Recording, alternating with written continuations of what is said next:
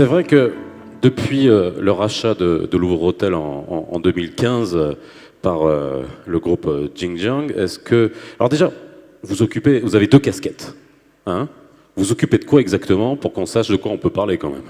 Alors, donc c'est vrai, je suis président de Louvre Hôtel, groupe du Louvre, hein, avec des marques qui vont première classe, Campanier, Kyriade, Golden Tulip, Concorde, Hôtel et Préférences, Tempting Places, j'espère que j'en oublie pas, Tulipine, pardon.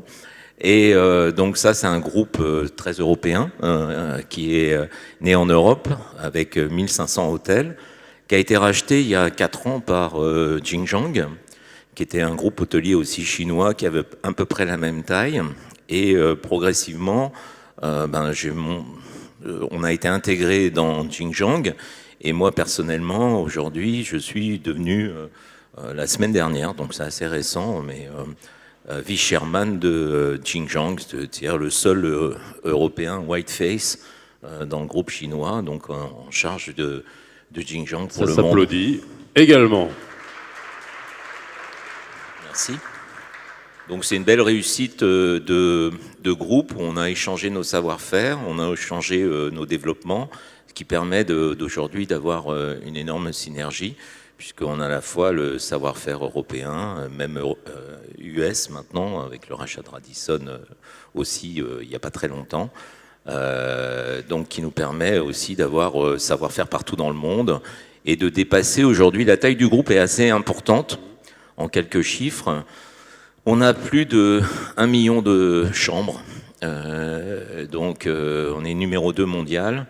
On est aussi propriétaire d'une OTA en Asie, une travel agency online, qui est aujourd'hui classée numéro 3 en Chine et numéro 4 en Asie, qui fait à peu près 300 000 transactions jour, 300 000 bookings. Et puis on a aussi un réseau de vente assez phénoménal qui surtout peut être intéressant ici, qui book un tiers des Chinois qui vont à l'international passent par Xinjiang Travel ou un des associés de Xinjiang Travel. Donc ça fait un espèce d'une organisation assez tournée vers le tourisme qui est bien organisée et puis qui a beaucoup de ramifications un peu partout. Alors, justement, avant qu'on parle de l'expansion, des perspectives, et notamment sur d'autres pays, aujourd'hui vous êtes sur une soixantaine de pays, un peu plus de 60, 67, 70 aujourd'hui, ouais. Tout avec le rachat de Tempting Places, ouais. qui était beaucoup à l'international dans les pays où on n'était pas, on est plus à 85. 85 pays. Ouais, on vient de racheter Tempting Places. Excusez-moi, on a racheté beaucoup de choses ces derniers temps et on l'a racheté au mois de janvier, donc c'est assez récent aussi. Très bien. Ce qui est intéressant et caractéristique, et c'était déjà le cas au niveau de Louvre Hôtel Group, c'est d'avoir toute cette gamme extrêmement étendue et qui permet de répondre à énormément de besoins, de connaître énormément de types de clientèle sur différents segments. Est-ce que ça, aujourd'hui, ça vous permet, enfin j'imagine que oui, bien évidemment, mais dans quelle mesure ça vous permet de développer, de mieux comprendre, d'essayer d'innover en termes de concept pour aller vers d'autres destinations et d'autres terres d'accueil? C'est vrai qu'on est un peu présent dans tous les segments du loisir, du corporate, de la résidence, des hôtels, du 1 étoile jusqu'au super palace 6 étoiles avec le Che Hotel là, qui a ouvert à Shanghai. Donc on peut répondre à toutes les demandes du resort, etc.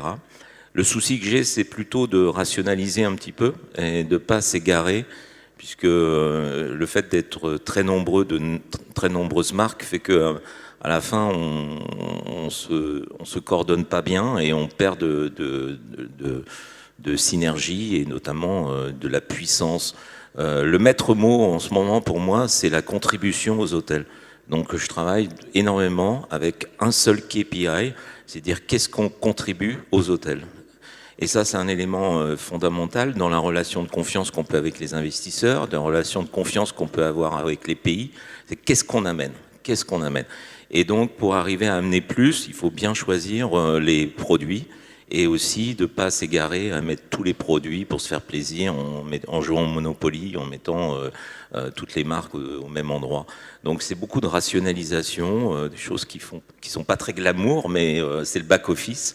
De la même façon, donc je suis plus axé sur arriver à mettre tous les systèmes informatiques bien en place, parce que ces 300 000 bookings par jour qu'on fait avec l'OTA, eh ben, malheureusement, on n'en profite pas assez parce qu'il y a toujours des problèmes informatiques ou des problèmes de connexion.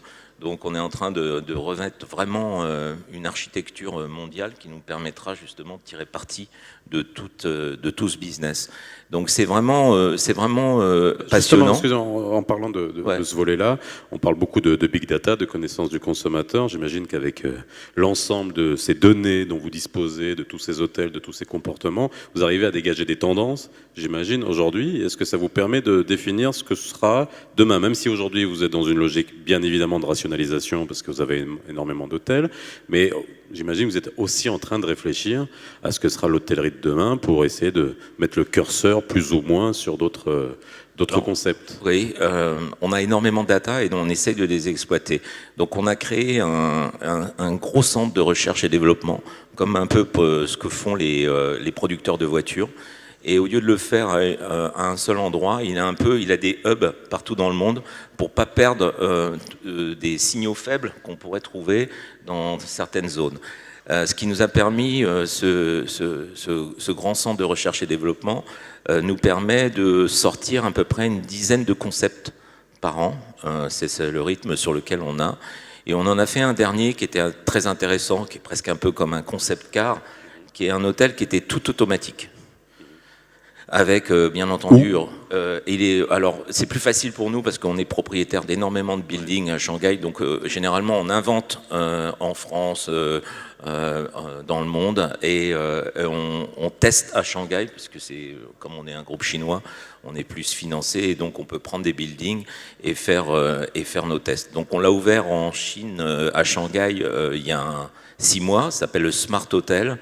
Et c'est, pour ceux qui le veulent, j'ai une vidéo mais qui ne passe pas là, c'est tout automatique, reconnaissance faciale, check-in, check-out, vous mangez le restaurant automatique, vous avez le room service avec un robot qui vous amène, vous avez aussi le robot qui vous amène dans votre chambre avec le truc. Donc on s'est amusé à faire ça. Bien entendu, c'est pas pour se développer avec ce type d'hôtel, puisque aujourd'hui les consommateurs demandent plus de services, mais ils demandent plus de services et plus de souplesse dans les plateformes digitales. Donc c'est pour ça que c'est un peu pick and choose, c'est-à-dire qu'on va donner la possibilité à chaque chaîne hôtelière à l'intérieur de notre groupe pour pouvoir utiliser le savoir-faire qu'on a attrapé avec ce Smart Hotel. C'est vraiment comme un concept car. Quand vous voyez les concept cars dans les salons automobiles, nous, on a cette chance d'être un groupe assez profitable, très profitable, qui a beaucoup de moyens, et donc on fait un métier de base, un métier d'hôtelier. On ne fait pas un métier de financier, on ne se gourre pas de métier, on est métier, on ne veut pas vendre notre groupe dans 3 ans, on veut être hôtelier à vie, donc on construit des choses qui vont arriver sûrement un peu plus lointaines par rapport à d'autres. Donc on prend pas la mode des millennials. Bien sûr qu'on a utilisé les modes des millennials pour faire un peu de design, mais aussi on travaille sur les fondamentaux du futur. Donc c'est assez intéressant. Comment on profite finalement, on fait l'alliance entre peut-être 2 manières différentes de faire de l'hôtellerie, la française et la chinoise, et comment on fait en sorte que ça donne un résultat qui soit le plus cohérent possible? Je ne suis pas sûr qu'il y ait un modèle chinois, un modèle français. Je pense qu'il y a un modèle par chaque compagnie hôtelière a son propre modèle qui est très différent. Nous, on est, pour vous rendre compte quand même de la progression, il y a 3 ans, on était 15e mondial. Aujourd'hui, on est numéro 2 mondial, on a presque autant d'hôtels que Marriott. Et ça s'est fait avec du rachat de beaucoup de groupes hôteliers existants. Ça ne s'est pas fait uniquement avec une croissance organique. Et en fait, ce qu'on a essayé de faire, c'est que chaque groupe, et j'en suis le vivant exemple, de garder l'ADN de chaque groupe. Ce qu'on essaie de faire, c'est de garder véritablement les hommes, les femmes, l'organisation, le spirit, la façon de faire l'hôtellerie. Par contre, tout ce qui est back-office, qui peut être mutualisé, on essaye de le mettre en place. Donc, ce qui fait que ça nous permet d'avoir des meilleurs coûts d'achat On a des meilleurs coûts avec des outils, etc., puisqu'on bénéficie du nombre pour arriver à amener ça. Donc ça, c'est tout ce que je suis en train de mettre en place en ce moment de synergie. Je vous donne un exemple, ça va vous faire marrer. On a un hôtel qui, là aussi à Shanghai, mais qu'on avait pensé à Paris. C'était un hôtel pour les investisseurs. Donc il va ouvrir à la fin de l'année, il s'appelle Fusion Hotel. Dans cet hôtel, vous avez toutes nos marques et un demi-étage avec chaque marque. Donc vous pouvez dormir ou visiter. Et puis derrière cet hôtel, vous avez un grand hangar où là, avec des QR codes, vous pouvez choisir votre robinet, votre linge, tout ça. Et puis après, il y a un conteneur, et puis ça arrive n'importe où dans le monde, en Afrique, etc., à un hôtel qui sera clé en main. Donc il ouvrira au mois de novembre cette année. Il s'appelle le Fusion Hotel, et vous êtes bien entendu les bienvenus. Donc bien entendu, c'est pas rentable, une chose comme ça, mais ça fait partie de ce qu'on appelle un strategic player. On travaille le futur et c'est intéressant. Alors, parlons du futur. Bon, bien évidemment, j'imagine que vous visez d'être le numéro 1 mondial. Dans combien de temps ? On était 15e il y a 3 ans et demi. On est 2e. Ouais, bon, donc, voilà, quoi. Donc le prochaine échéance. Parce qu'on est très dynamique, en fait. On continue à racheter des groupes hôteliers. Donc là, on va encore en racheter quelques-uns. Et puis aussi, on se développe beaucoup de façon organique dans le monde. L'année dernière, c'est plus de 950 hôtels qui ont été ouverts net dans notre groupe, hors rachat. Alors, parlons de la région, parce que c'est vrai qu'aujourd'hui, ce qui est intéressant, c'est de dire dans quelle mesure l'Afrique, et plus particulièrement l'Afrique francophone, est intéressante pour vous. Est-ce qu'il y a une stratégie de développement sur ces pays-là ? Et si oui, sur quel segment, encore une fois, sur quel est le potentiel que vous voyez à ce niveau-là ? Et puis après, je vous poserai la question, évidemment, sur le Maroc. L'Afrique, comme tout le monde le sait, c'est un des marchés les plus prometteurs en dehors de la Chine pour nous. Parce que c'est un marché extrêmement dynamique et qui a une offre qui n'est pas encore au niveau de sa capacité économique. Donc pour nous, c'est vraiment quelque chose d'important, surtout qu'en tant que groupe chinois, on accompagne tous les développements des autres groupes chinois. Il faut bien voir qu'en Chine, c'est un pays qui est encore étatique dans l'organisation. Donc on a été choisi comme le player officiel pour l'hôtellerie pour la Chine. Donc ce qui fait qu'on a une obligation, je dirais presque politique, à accompagner les autres groupes chinois. Donc on fait beaucoup de partenariats avec d'autres entreprises qui, quand ils veulent faire un complexe, donc ça nous permettra, je pense, en Afrique d'être un peu plus dynamique qu'on est aujourd'hui. Parce qu'aujourd'hui, on n'a pas vraiment encore atteint les tailles critiques. Aujourd'hui, je crois qu'on est à plus de 150 hôtels en Afrique, ce qui est beaucoup et peu. Donc, on a beaucoup d'objectifs. C'est pour ça aussi que je suis là. On a ouvert à Casablanca, avec mon ami Abbas, il y a un beau complexe il n'y a pas très longtemps. Donc, on peut investir aussi directement. On peut faire des partenariats. On peut faire de la franchise.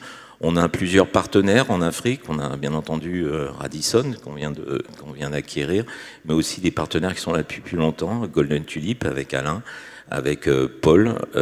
Et puis on a des marchés en direct où on se développe sans partenaire. Et puis on a encore aussi pas mal de trous dans la raquette puisqu'on n'est pas dans tous les pays, et notamment Afrique du Sud où on n'est pas du tout présent. Et donc ça, c'est un manque sur lequel je travaille. Alors quand on ne peut pas avancer de façon organique, généralement on achète une plateforme. Bien. Vous avez envie de répondre à des questions ? Moi je suis... Alors si vous avez des questions pour Pierre, n'hésitez pas. Est-ce qu'il y en a ? Je compte jusqu'à 3 encore. 1, 2 et 3. Merci Pierre. Merci beaucoup Faisal. On a fait le tour.